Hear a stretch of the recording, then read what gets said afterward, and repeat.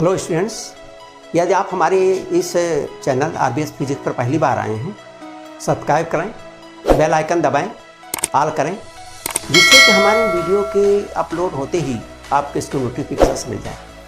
आप हमारे इस वीडियो को अधिक से अधिक शेयर करें और हमारे इस वीडियो के डिस्क्रिप्शन में जो हमारे सोशल साइट्स के लिंक दिए हैं उन्हें फॉलो करें और अपने डाउट्स को दूर करें। हम लोग ये जो यूपी बोर्ड के लिए पढ़ रहे हैं उसमें हम लोगों ने इसके पहले ड्यू टू इलेक्ट्रिक करंट, विद्युत धारा के कारण से चुंबकीय क्षेत्र के बारे में पढ़ा है। विद्युत धारा बहती है तो चुंबकीय क्षेत्र पैदा होता है। फिर किसी भी चुंबकीय क्षेत्र में अगर धारा बाही चालक रखा हो या कोई आवेश चल रहा हो तो उसके ऊपर बल लगता है, हम लोगों ने पढ़ा। अब चुंबक के बारे में हम लोगों ने नहीं पढ़ा है, तो चुंबक द्विध्रुव के बारे में थोड़ी सी जानकारी करनी। फिर उसकी कुंडली भी द्विध्रुव का काम करती है और फिर किसी कुंडली पर कितना बलिम का घूर्ण कोई चुंबकीय क्षेत्र लगाएगा, इस सब के बारे में हम लोग पढ़ते हैं। हम लोगों ने इसके पहले विद्युत द्विध्रुव पढ़ा है। जो इलेक्ट्रोस्टैटिक्स में हम लोगों ने एक विद्युत द्विध्रुव पढ़ा है। विद्युत ध्रुव में हम लोगों ने पढ़ा है कि विद्युत द्विध्रुव में दो ध्रुव होता है, दोनों ध्रुवों की शक्ति बराबर होती है, इन दोनों के चार्ज बराबर होते हैं। एक अगर प्लस क्यू है तो दूसरा माइनस क्यू, और इन ध्रुवों की बीच की जो दूरी होती है उसको इस दो ध्रुव की लंबाई कहते हैं और इसको 2l से दिखाते हैं। यह इसका केंद्र होता है और इसका अगर इसकी पूरी लंबाई को किसी भी हम एक ध्रुव के आवेश से गुणा कर दें तो हमें एक भौतिक राशि मिलती है जिसे हम कहते हैं द्विध्रुव घूर्ण P, वेक्टर क्वांटिटी है। इसकी दिशा इस दिशा में होती है, इस दिशा में माइनस क्यू से प्लस क्यू को, ये बराबर होता है चार्ज एक किसी एक ध्रुव का चार्ज इंटू इसकी पूरी लंबाई। तो ये हमारा विद्युत द्विध्रुव है। विद्युत ध्रुव में हमारे ये जो दोनों ध्रुव हैं ये एक जगह बराबर हैं और एक जगह बहुत ही कम दूरी पर स्थित है। इसमें से प्लस या माइनस यानी इन चार्जों को अलग भी किया जा सकता है, यानी ये अकेले चार्ज की उपस्थिति संभव है, ये चार्ज अकेला भी हो सकता है।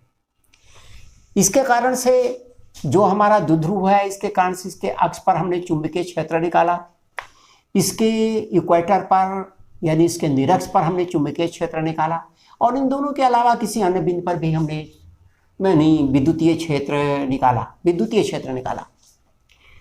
यहाँ पर हमको ये चुंबकीय द्विध्रुव पढ़ना है। चुंबकीय द्विध्रुव में अगर हम एक प्राकृतिक रूप से पाया जाने वाला हम लें चुंबक को, तो वो चुंबक इस तरह से होगा, ठीक उसी तरह से होगा जैसे हमारा विद्युत द्विध्रुव है। इसके भी दो ध्रुव हैं, इन दोनों ध्रुवों के जो बीच की दूरी है उसको इस ध्रुव की हम लंबाई कहते हैं,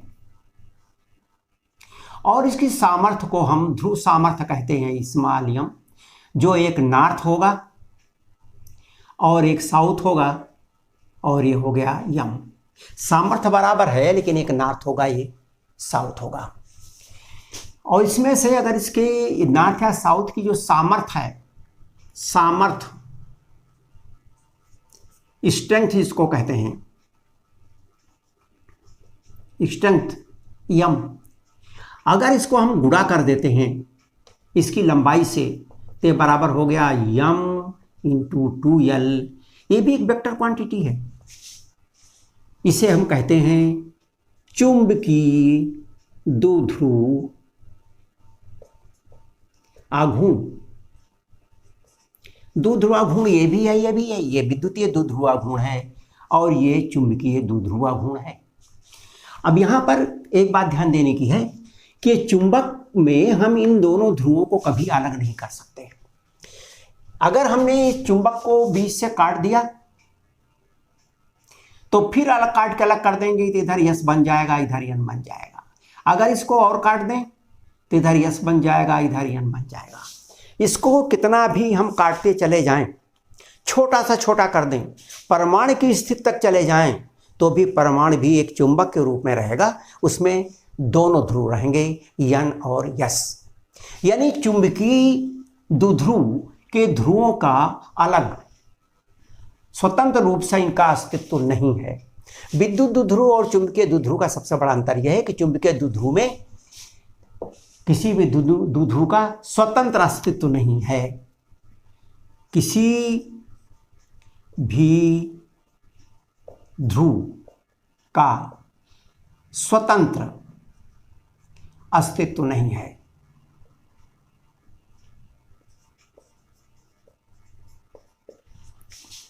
और यही कारण है कि विद्युत द्विध्रुव में जो इसकी लाइंस ऑफ फोर्सेस होती हैं वो प्लस से माइनस की ओर तो जाती हैं, लेकिन माइनस से प्लस की ओर नहीं आती। इनकी जो क्षेत्र रेखाएं हैं, बल रेखाएं हैं, ये प्लस से माइनस की ओर जाती है। लेकिन यहां पर ऐसा नहीं, यहां पर यन से यस की ओर जाती हैं और फिर यस से यन की ओर भी जाती है। विद्युत चुंबकीय द्विध्रुव में बंद वक्र बनता है, जो उसकी क्षेत्र रेखाएं हैं, फील्ड लाइंस हैं, ये बंद वक्र बनाती हैं, जबकि यहाँ वक्र खुला है, इसके अंदर लाइनें नहीं आती, इसके बाहर ही लाइनें रहती। अब यहाँ पर ये हम लोगों ने ये जो पढ़ा द्विध्रुव घूम, ये तो एक दंड चुंबक है, सीधा है। ये चुंबक ऐसा भी हो सकता है कि कोई इस तरह का हो। अगर ये इस तरह का चुंबक है तो इसकी यहाँ से यहाँ तक दूरी r और यहाँ से यहाँ तक दूरी r, इसलिए इसके दोनों ध्रुवों के बीच की दूरी 2r हो जाएगी, इसकी यानी डायामीटर के बराबर। और इसका एक ध्रुव यहाँ हुआ, एक ध्रुव यहाँ हुआ, जबकि इसकी लंबाई, इसकी जो ज्यामितीय लंबाई है वो तो यह हुई, ज्यामितीय लंबाई यहाँ से लेकर यहाँ तक, यानी ये है पाई r, ये इसकी ज्यामितीय लंबाई है।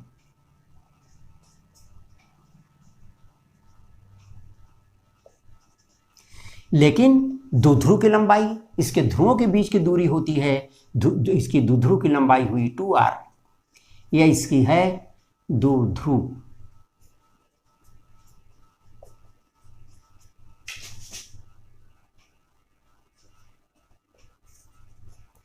और इसीलिए इसका सामर्थ्य अगर यम हो तो इसका जो यम आएगा चुंबकीय द्विध्रुवाघूर्ण, वो आप बराबर हो जाएगा यम इंटू 2r। हम लोगों ने यहां पर यह देखा कि जिस तरह से ये अपने चारों ओर विद्युतीय क्षेत्र पैदा करता है, उसी तरह से चुंबकीय द्विध्रुव भी अपने चारों ओर चुंबकीय क्षेत्र पैदा करता है। चुंबकीय क्षेत्र यह पैदा करता है, ये विद्युतीय क्षेत्र पैदा करता है। हम लोगों ने पढ़ा है कि किसी भी विद्युतीय द्विध्रुव में इसके अक्ष पर किसी भी बिंदु पर विद्युतीय क्षेत्र की जो तीव्रता होती है 1/4 पाई इप्सिलॉन 0 2p अपान r क्यूब होती है। ये यहाँ से यहाँ तक, यहाँ से यहाँ तक की दूरी, इसके केंद्र से यहाँ तक की दूरी r है।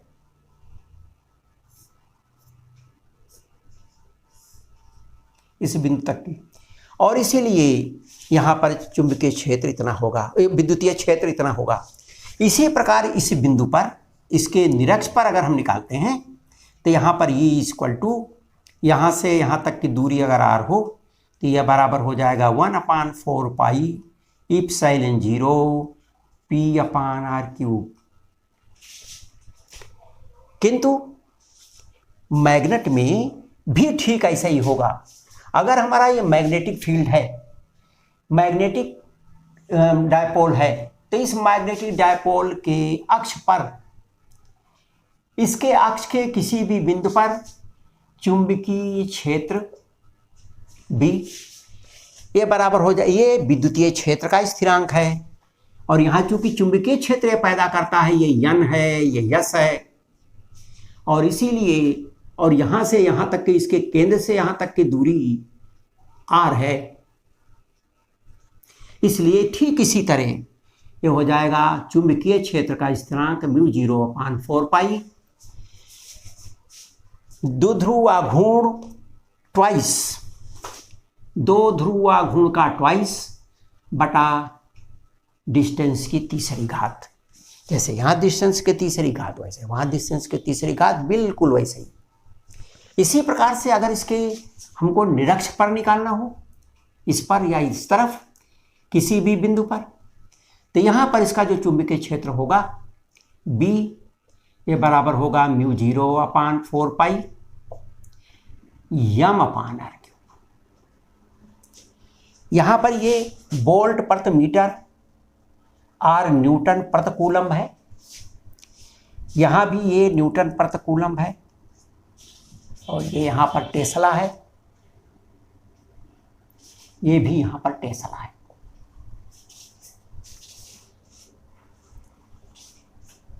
इसी तरह से अगर इन दोनों अक्ष और निरक्ष के अलावा किसी बिंदु पर हमको निकालना हो, सपोज कर लीजिए कि न हमको अक्ष पर निकाला है न निरक्ष पर निकालना है, बल्कि हमको किसी भी अन्य बिंदु पर निकालना है, और ये इसके द्विध्रुव आघूर्ण के साथ थीटा कोण बनाता है, तो यहाँ पर जो विद्युतीय क्षेत्र होगा वो बराबर होगा 1/4πε0 P/r³ √3 cos² थीटा +1।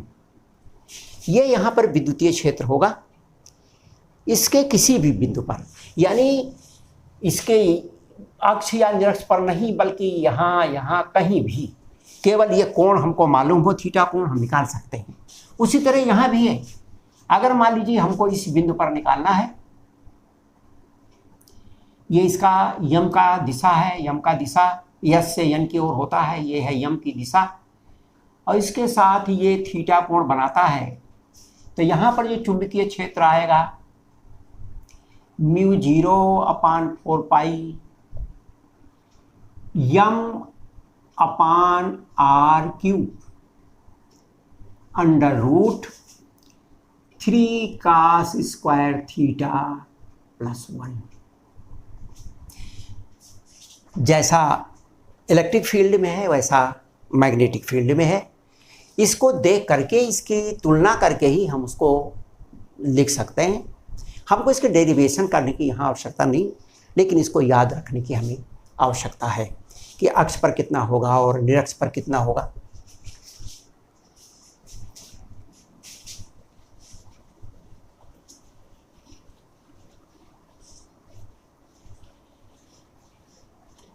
हमें इस बात का पता है कि जो चुंबकीय द्विध्रुव होता है, उस चुंबकीय द्विध्रुव के दोनों ध्रुव हमेशा रहते हैं, कभी अलग नहीं हो सकते।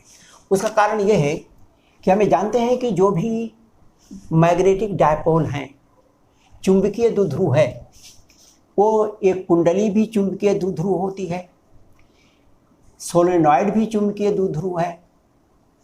ये सभी जो विद्युत धारा से संबंधित ही ये सभी चुंबकीय क्षेत्र पैदा करते हैं। ये भी चुंबकीय द्विध्रुव है, ये भी चुंबकीय द्विध्रुव है। अगर हम इसमें धारा की दिशा को देखें, धारा इस तरफ से जा रही, इस तरफ से आ रही, अगर धारा की दिशा इस तरह से है, यानी घड़ी की उल्टी दिशा में, तो ये इधर का नॉर्थ हो जाएगा और इधर का ये साउथ हो जाएगा, और इसका जो मैग्नेटिक मोमेंट होगा, इसका डायपोल मोमेंट होगा, वो इस दिशा में होगा, इस दिशा में। यही इसके यम की दिशा होगी, फ्रॉम साउथ टू नॉर्थ। इसी तरह अगर इस किसी कुंडली को हम देखें ध्यान से, तो इस कुंडली को अगर आप ध्यान से देखिए तो ये कुंडली इस तरह से है। अगर इस कुंडली में धारा मान लीजिए इस दिशा से इस दिशा को जा रही है, एंटी क्लॉकवाइज है, तो इधर का नॉर्थ होगा और अंदर वाला साउथ होगा। जब ये नॉर्थ होगा और अंदर का साउथ होगा, तो साउथ टू नॉर्थ, यानी इस दिशा में हमारा डायपोल मोमेंट होगा। यम की ये दिशा होगी, इन साइड से आउटसाइड की ओर, इस तरह से इसका यम की दिशा होगी। तो कुंडली या सोलेनॉइड ये जो भी हैं ये सभी चुंबकीय द्विध्रुव का काम करते हैं। अब चूंकि इसमें जब धारा बहती है, किसी भी कुंडली का एक अकेला फलक नहीं हो सकता, केवल एक अकेला तल नहीं हो सकता, उसमें दो तल हमेशा ही रहेंगे। उदाहरण के तौर पर अगर हम कहते हैं कि कोई एक पेपर है और हमको इसमें एक ही पृष्ठ हो, दूसरा पृष्ठ ना हो, ऐसा संभव नहीं। ये पृष्ठ होगा तो ये पृष्ठ होगा। इस पेपर का जो अस्तित्व है वो दो पृष्ठों से है, अगर दो पृष्ठ नहीं होगा तो ये पेपर भी नहीं होगा। इसी तरह से अगर हमने कोई कुंडली बनाई है तो इस कुंडली का अस्तित्व अगर होगा तो इसका एक इधर का तल होगा, एक इसके पीछे का तल होगा। और जब दो तल होंगे और इसमें धारा बहेगी तो एक तरफ यन बनेगा, दूसरी ओर यस बनना ही बनना है। और इसीलिए जो मैग्नेट होता है, चूंकि चुंबक धारा के कारण से पैदा होता है, वो विद्युत के कारण पैदा होता है, आवेश की गति के कारण पैदा होता है। जब भी आवेश गति करेगी, धारा बहेगी, उसके कारण से जो क्षेत्र पैदा होगा तो उसमें एक तरफ जिधर धारा एंटी क्लॉकवाइज होगी उधर नॉर्थ बन जाएगा, दूसरी तरफ अपने आप साउथ बन जाएगा। और इसीलिए कभी ऐसा नहीं हो सकता कि किसी कुंडली का हम एक फलक अलग कर दें दूसरा ना कर पाएँ। इसलिए चुंबक कभी भी एक ध्रुव नहीं होता, जब होगा हमेशा दो ध्रुव बोले। तो ये कुंडली हो चाहे ये प्राकृतिक चुंबक हो, ये एक ही जैसा व्यवहार हम करते हैं। हम जानते हैं इसके बारे में भी कि यदि इस चुंबक को हम लटका दें तो जब भी ये लटकेगा तो ठीक नॉर्थ और साउथ में लटकेगा। ये पृथ्वी का नॉर्थ है, ये पृथ्वी का साउथ है, इसलिए इसका नॉर्थ और साउथ में रहेगा। इसी तरह से अगर हमने एक कुंडली ले ली और इस कुंडली को हमने लटका दिया, ऐसे में करंट हमने प्रवाहित की, तो जो सिरा इसका नॉर्थ होगा, ये सिरा अगर साउथ होगा, ये कुंडली भी इसी के समानांतर लटक जाएगी। लेकिन अगर धारा का बहना बंद हो जाएगा तो किसी भी दिशा में घूम जाएगी। यानी इसका व्यवहार ठीक वैसा ही है जैसा व्यवहार की चुंबक का होता है। इसलिए चुंबक और कुंडली ये एक जैसे ही व्यवहार करते हैं।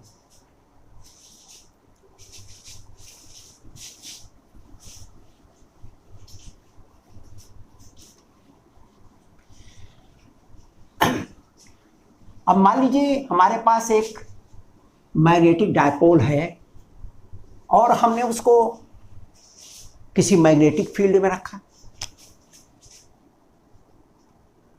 ये मैग्नेटिक फील्ड है और ये हमने चुंबकीय द्विध्रुव रखा। ये इससे थीटा कोण पर है। तो इलेक्ट्रिक फील्ड B है, इसका अगर ये N है, इसका S है, तो निश्चित रूप से ये B इसके इस पोल पर बल लगाएगा। B मीन्स यूनिट ध्रुव सामर्थ्य पर कार्य करने वाला बल, और इसकी जो सामर्थ्य M है, इसलिए इस दिशा में बल इस पर काम करेगा। N हमेशा B की दिशा में चलता है, इसलिए इस पर जो बल लगेगा ये काम करेगा M × B। और ऐसा ही इसके ऊपर बल इस दिशा में लगेगा, क्योंकि साउथ है तो उल्टी दिशा में लगेगा फील्ड के। इस पर लगने वाला जो बल होगा ये भी लगेगा MB। बल बराबर होगा क्योंकि इनके ध्रुव सामर्थ्य बराबर है। ये सामर्थ्य भी M है और ये सामर्थ्य भी M है। क्षेत्र भी यूनिफॉर्म है, समान क्षेत्र है, कहीं कम ज़्यादा नहीं है, इसलिए इसके दोनों ध्रुवों पर बल लगेगा। हमें पता है कि जब इसके दो ध्रुवों पर बल लगता है तो वस्तु विस्थापित नहीं होती। अगर बल बराबर है तो ये घूमने की कोशिश करती है, यानी इसके ऊपर टार्क लगता है, इसके ऊपर बलयुग्म का घूर्ण लगता है जो इसको घुमाने की कोशिश करता है।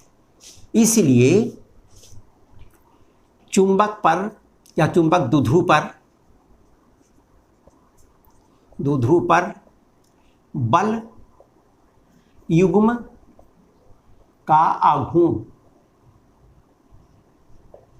ये विद्युतीय क्षेत्र में द्विध्रुव पर बल युग्म का आघूर्ण टाउ ये बराबर हुआ बल, बल है यम बी, और इंटू बलों के बीच की लंबवत दूरी, यानी ये। अगर इसको हम मान लेते हैं थीटा, ये थीटा है, तो ये थीटा होगा, और इसे ये बराबर हो जाएगा, इसकी पूरी लंबाई है 2l, तो ये दूरी हो जाएगी 2l साइन थीटा। दोनों के बीच की लंबवत दूरी 2l साइन थीटा। ये होगा m into 2l b sine theta. 2l m हमने अभी पढ़ा है, ये बराबर है चुंबकीय द्विध्रुव घूर्ण कैपिटल यम। ये हो गया यम बी साइन थीटा। यही वो द्विध्रुव पर लगने वाला बलयुग्म का आघूर्ण है जो इसको घुमाने की कोशिश करता है, इसको घुमा करके इसके समानांतर ले जाने की कोशिश करता है। तो ये है द्विध्रुव पर बलयुग्म का आघूर्ण जो इस चुंबकीय द्विध्रुव पर कार्य करता है। अब यहाँ पर जब इसको हम किसी भी विद्युतीय क्षेत्र में रखते हैं और चुंबकीय क्षेत्र में रखते हैं, तो एक तो इसमें बलयुग्म का आघूर्ण काम करता है। इसका मतलब ये हुआ कि इसके घुमाने पर काम करना पड़ेगा। जब भी बलयुग्म का आघूर्ण काम करेगा तो घुमाने पर कार्य करना पड़ेगा। तो कार्य कितना होगा? घुमाने पर होने वाला कार्य चुंबकीय द्विध्रुव को घुमाने पर कार्य,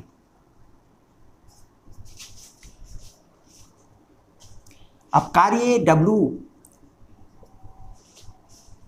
कार्य बराबर हुआ बल गुणे विस्थापन। हमने मान लिया इसको थोड़ा सा हमने विस्थापित किया और बल लगाया F, तो यह हो गया F डी थीटा। और अगर हमने इसको पूरा विस्थापित किया, θ1 कोण से लेकर θ2 तक विस्थापित किया, तो कुल कितना कार्य करना पड़ेगा? वही इसको घुमाने में किया गया कार्य हो गया। यह आपका बराबर हुआ θ1 से लेकर θ2 तक। F का मान बराबर है, सॉरी F नहीं बल्कि टाउ। घुमाने में बल का जो प्रभावी मान होता है वो बलाघूर्ण रहता है, तो बलयुग्म का आघूर्ण है टाउ। टाउ का मान है m b sine theta d theta. ये बराबर आ जाएगा यम बी, और साइन थीटा का हो जाएगा cos theta, θ1 to θ2 m b cos θ2 minus cos θ1, cos θ2 minus cos θ1।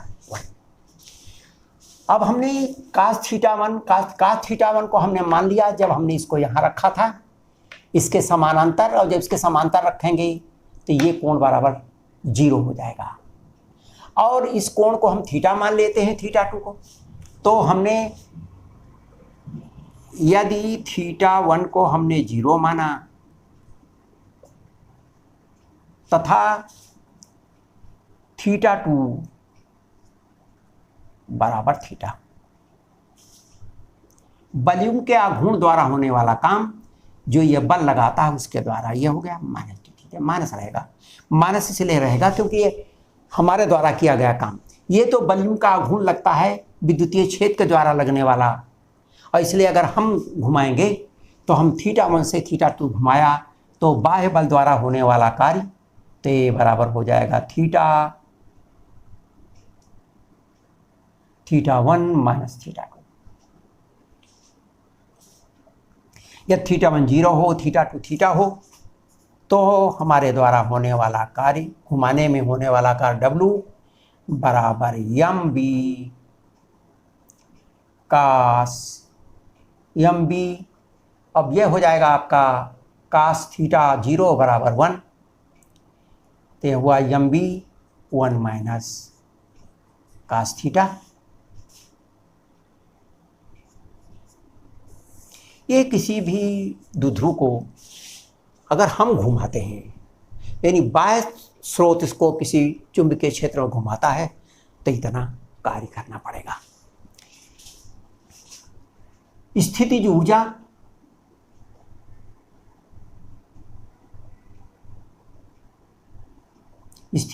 कितनी होगी? स्थितिज ऊर्जा, एक तो इसका जो हमारा चुंबकीय क्षेत्र है, इतना चुंबकीय क्षेत्र, इस चुंबकीय क्षेत्र में चुंबक को लाना और फिर उसको घुमा के किसी कोण पर रखना, तो किसी कोण थीटा पर घुमा कर रखने में इतना कार्य करना पड़ेगा, और इसको चुंबकीय क्षेत्र में लाने में कितना कार्य करना पड़ेगा। जब इसको चुंबकीय क्षेत्र में लाएंगे तो हमको लाना नहीं पड़ेगा, इसको केवल आप चुंबकीय क्षेत्र इसके एक ध्रुव को पहुंचाइए, क्योंकि ये चुंबकीय क्षेत्र है, और अगर ये नॉर्थ पोल होगा तो चुंबकीय क्षेत्र की दिशा में खुद चलेगा, और जितनी इसकी लंबाई है इतना चल करके यहाँ रुक जाएगा, क्योंकि तब इसके ऊपर भी नीचे की ओर बल कार्य करने लगेगा। जब यहाँ पहुँच जाएगा, ये 2l दूरी चल जाएगा, तो फिर ये रुक जाएगा, और जब तक कम दूरी रहेगी ये ऊपर को चलता जाएगा। और अगर ये मान लिया साउथ है, तो नॉर्थ की तरफ साउथ नहीं जाएगा, ये क्या करेगा, इसको घुमा करके ऐसे कर देगा और फिर यही ले जाएगा। तो ये चुंबकीय क्षेत्र में द्विध्रुव के आने पर कार्य और फिर किसी भी कोण पर घुमाने पर कार्य, वही इसकी स्थितिज ऊर्जा होगी। चुंबकीय क्षेत्र में द्विध्रुव के आने में कार्य प्लस द्विध्रुव को थीटा कोण घुमाने में कार्य। चूंकि ये खुद आता है, ये अपने आप ही जाता है, इधर को कोई ले नहीं जाता, और जब अपने आप जाता है, ये आपका प्लस है, ये एन नॉर्थ, और ये इस दिशा में खुद चलता है, तो कितनी दूर चलेगा ये, बल गुणे विस्थापन, यानी बल और गुणे 2l। चूंकि ये क्षेत्र खुद करता है काम, इसलिए माइनस रहेगा, और घुमा करने में होने वाला कार्य है M B 1 minus cos theta. इसका मान है M B into 2l plus M B 1 minus cos theta. 2l m बराबर m,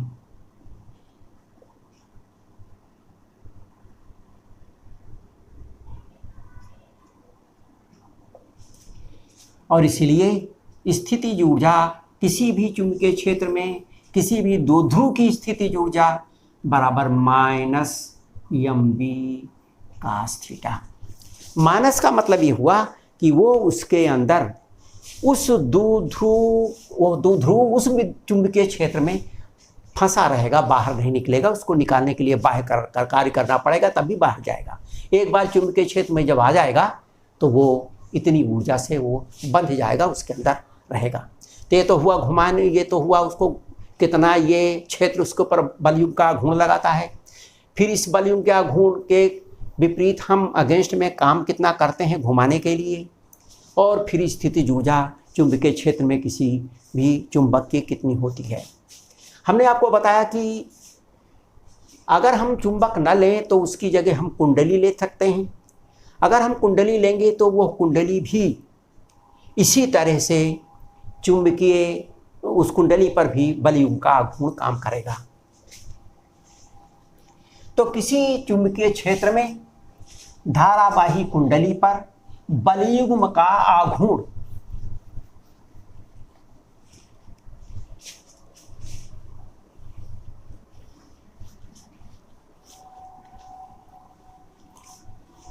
इसमें बहुत सारी चीज़ें ऐसी हैं जिसका डेरिवेशन यहाँ नहीं किया। इसलिए डेरिवेशन नहीं किया क्योंकि डेरिवेशन आपको करने नहीं, आपको विद्युतीय जो द्विध्रुव है उसके आधार पर ही फार्मूलों के बारे में जानकारी करना है। अब यहां पर चुंबकीय क्षेत्र में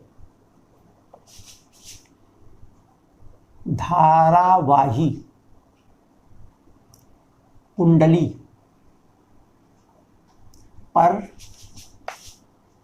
बल युग्म का आघूर्ण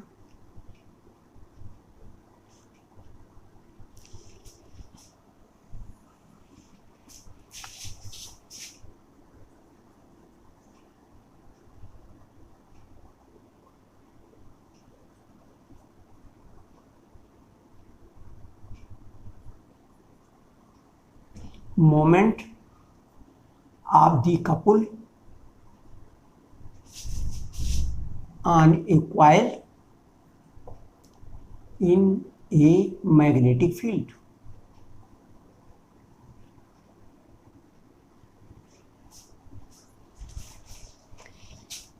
ये कॉइल है,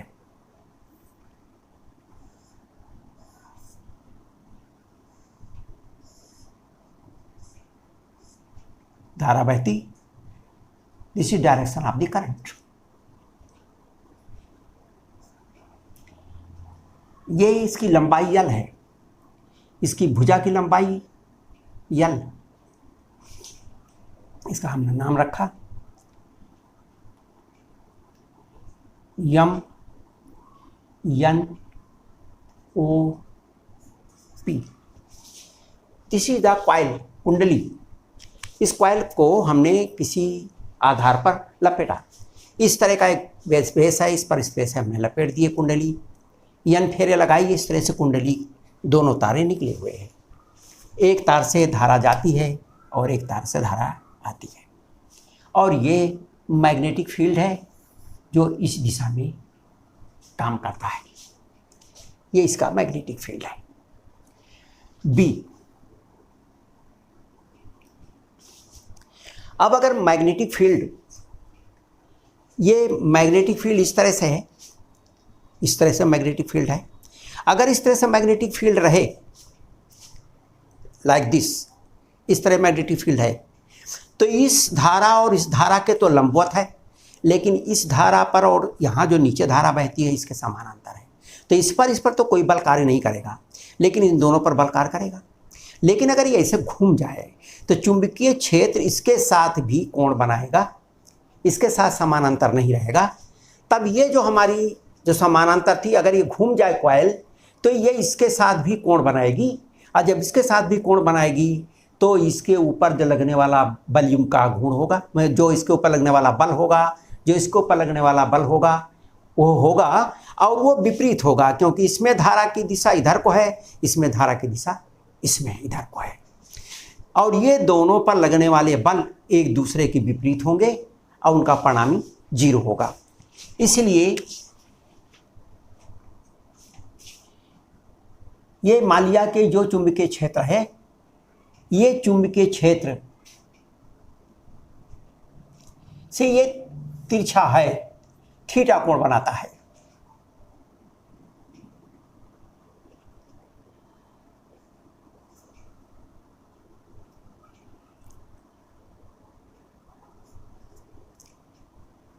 ये इस तरह से है, और ये हमारा चुंबकीय क्षेत्र है, ये चुंबकीय क्षेत्र है, तो ये भी चुंबकीय क्षेत्र है, यहाँ ये थीटा कोण बन रहा है इस तरह से। तो इसके ये भुजा, ये बी है हमारा, इस दिशा में किसी धारावाही चालक पर लगने वाला बल बराबर I L B sine theta, लेकिन चूंकि ये लंबवत है, इस पर जो धारा जा रही है, धारा अगर इस दिशा में है, चाहे वैसे हो चाहे ऐसे हो, लेकिन धारा अगर ये है लंबवत है इसके, तो इसके ऊपर जो बल लगेगा उसमें साइन थीटा 90 रहेगा। इसी प्रकार यहाँ भी आप देखें, इस पर भी ये जो बल युग्म है, ये बल, इसके ऊपर लगने वाला बल भी इसके अगर लंबवत होगा तो वो भी लंबवत होगा। तो जो ओ एन और पी एम पर लगने वाले बल होंगे वो ऊपर और नीचे की ओर होंगे, और उनका परिणामी 0 होगा। लेकिन जो इस पर लगने वाला बल है यम यन पर बल F1 इस पर बल लगेगा। यम यानी इसकी जो भुजा है यल है, कुंडली की जो लंबाई है वो यल है, धारा आई बहती है, तो यह हो गया आई यल बी। और इसी तरह से दूसरी तरफ जो अब इसकी जो दिशा क्या होगी, अगर आप ध्यान से देखें तो धारा ऊपर को जा रही है और जो चुंबकीय क्षेत्र है वो इस दिशा में है, इसलिए इसके ऊपर लगने वाला बल अंदर की ओर होगा। यानी इसके ऊपर जो बल लग रहा है वो अंदर की ओर है, इस दिशा में है बल।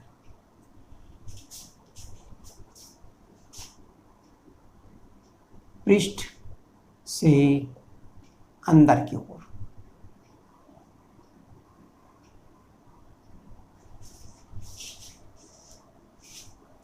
इधर आए तो ये धारा नीचे को जा रही है, क्षेत्र इस दिशा में है, इस पे जो बल लगेगा ये बाहर की ओर लगेगा, इस दिशा में लगेगा।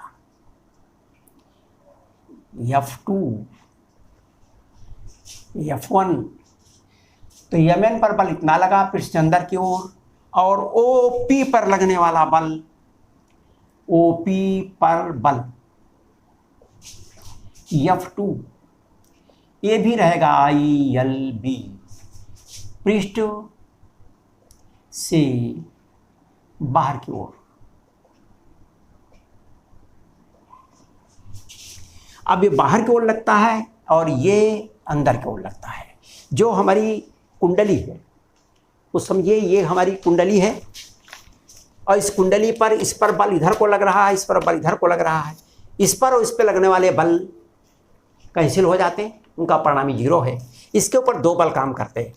तो जब 2 बल काम करते हैं, चूंकि ये चुंबकीय क्षेत्र इस दिशा में है और धारा इस दिशा में है, लंबवत है दोनों, इसलिए ILB साइन थीटा नहीं होगा, साइन 90 बराबर 1।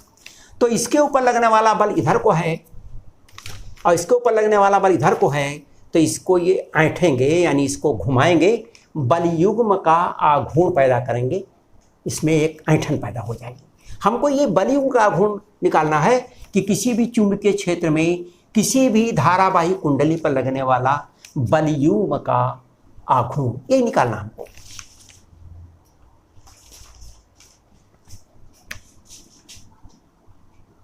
ON PM, ON और PM पर बल समान एवं विपरीत है, अतः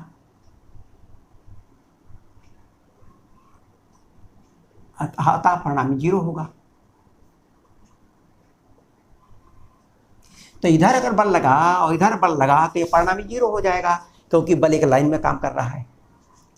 अब F1 और F2 की कार्य रेखा अलग अलग है। हमने आपको बताया कि एक इस कुंडली की इस भुजा पर काम करता है, एक इस भुजा पर काम करता है, और ये इसकी चौड़ाई इसकी B है, ON इसकी चौड़ाई। तो चूंकि F1 एवं F2 की क्रिया रेखा अलग है, यानी अलग अलग जगह काम करते हैं। अगर एक जगह काम करते हैं तो उनका हम परिणामी निकाल लेते हैं। जैसे अगर ये है हमारे पास और इधर से एक बल काम करे और इधर से काम करे, तो दोनों परिणामी निकाल लेंगे, बराबर होंगे तो चलेगा ही नहीं। एक ज़्यादा होगा तो इधर चला जाएगा, ये ज़्यादा होगा तो इधर जाएगा। लेकिन अगर ये अलग अलग जगह काम करते हैं, एक यहाँ काम करता है, एक यहाँ काम करता है, तो घुमा देंगे। तो जब कोई भी बल अलग अलग जगह काम करता है, किसी एक वस्तु पर, किसी एक निकाय पर, उनकी क्रिया रेखाएँ अलग अलग होती हैं, तो उसको ऐंठता है, उसको घुमाता है, यानी उसमें वो बल युग्म का आघूर्ण पैदा करता है। तो F1 और F2 की क्रिया रेखा अलग है, इसलिए कुंडली पर बल युग्म लगेगा। अब इसके ऊपर बल युग्म कितना लगेगा इसको निकालने के लिए। हमें जानते हैं कि कितना ये कुंडली पर बल लगेगा तो ये घूमेगी। तो यहाँ से अगर कुंडली हमारे सामने घूम जाए तो कितना घूमी हमको दिखेगा नहीं, क्योंकि इसका ये पृष्ठ हमारे सामने ही रहेगा। लेकिन यदि हमारे सामने ये हो, ऐसे है, और ये घूम जाए तो कितना ये घूम गया ये हमको दिखाई पड़ेगा। इसलिए हम ऊपर से देखते हैं। जब ऊपर से देखते हैं तो हमको फिर पूरी कुंडली नहीं दिखाई पड़ेगी, कुंडली की चौड़ाई वाला हिस्सा ही दिखाई पड़ेगा। कुंडली का ये चौड़ाई वाला हिस्सा है ओयन। ऐसी ओयन पर ये दो लंबवत बल कार्य करते हैं और जो छेद के साथ ये कोण थीटा बनाते हैं। इसको हम पुनः बनाते हैं। यह हमारी कुंडली की चौड़ाई है बी, यह हमारा है ओ यन, सॉरी ये है यन, ये है वो, ये ओ यन है। इसके लंबवत दिशा में यहां पर ये बल काम करता है F1,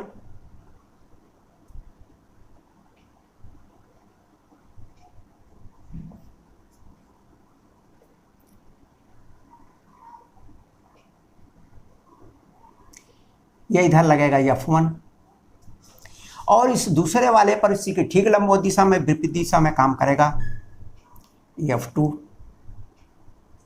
बल दोनों बराबर हैं, या ILB। अब ये चुंबकीय क्षेत्र है, ये B की दिशा है, ध्यान रखें। चुंबकीय क्षेत्र के लंबवत दिशा में ही बल रहते हैं, चुंबकीय क्षेत्र के लंबवत दिशा में ही ये बल हैं। ये चुंबकीय क्षेत्र हमारा ऐसे है तो बल इसके लंबवत हैं। चूंकि सॉलिड है तो थोड़ा देखने में लगता होगा कि कुछ कठिन है। अब यहाँ पर ये जो कोण थीटा बनाता है, ये कोण थीटा यह बनता है, ये इसके साथ ये कोण थीटा है। इसलिए बलियों का घूर्ण निकालने के लिए दो बलों में से एक बल और उनके बीच की लंबवत दूरी, तो ये बल की दिशा जा रही है, ये बल की दिशा है, ये कोण थीटा है, इसलिए ये कोण भी थीटा ही होगा। ये बी है और इसलिए ये इनके बीच की लंबवत दूरी हुई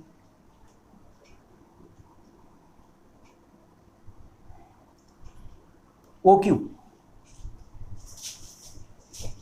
इसलिए कुंडली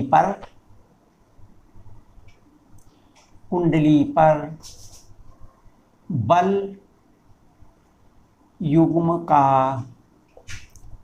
आघूर्ण टाउ बराबर बल ILB इंटू OQ, उनके बीच की लंबवत दूरी ILB into B cos theta, ये बराबर है IL into B cos theta. अब ध्यान से देखें तो L इसकी लंबाई है और B इसकी चौड़ाई है। L इंटू B इसका क्षेत्रफल हो गया, कुंडली का क्षेत्रफल, तो यह हो गया IAB cos theta, IAB cos theta. ये कोण थीटा ये है, लेकिन हम जो कोण लेते हैं इस मैग्नेटिक फील्ड में वो हमेशा इसके लंबवत दिशा वाला कोण लेते हैं, कुंडली के लंब दिशा का कोण। जब हम कुंडली के लंब दिशा का कोण लेंगे, ये वाला कोण लेंगे, इस कोण को हम अगर अल्फा ले लें तो अल्फा प्लस थीटा बराबर 90, इसलिए थीटा बराबर 90 माइनस अल्फा, और इसलिए टाउ बराबर IAB cos 90 माइनस अल्फा बराबर IAB साइन अल्फा, जहां अल्फा कुंडली के क्षेत्र, कुंडली के पृष्ठ और चुंबकीय क्षेत्र के बीच का कोण है। ये कुंडली का पृष्ठ है, ये चुंबकीय क्षेत्र है, उसके बीच का कोण है। ये कुंडली का पृष्ठ ये है, इस दिशा में किसी भी वस्तु का पृष्ठ उसके लंबवत दिशा में रहता है। ये कुंडली है तो कुंडली के पृष्ठ और चुंबकीय क्षेत्र के बीच का कोण है।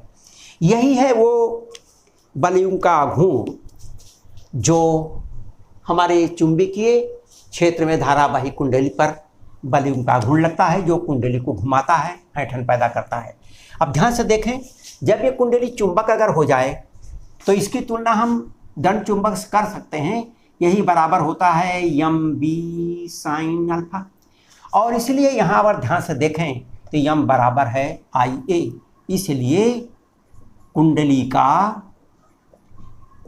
का चुंबकीय आघूर्ण यम बराबर है आई इंटू ए।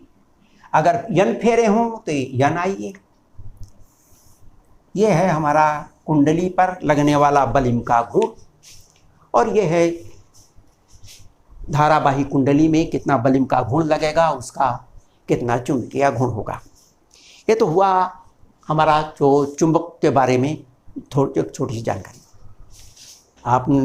आपको इस वीडियो को देखने के या लेक्चर को सुनने के लिए बहुत बहुत धन्यवाद। आप इसे लाइक करें।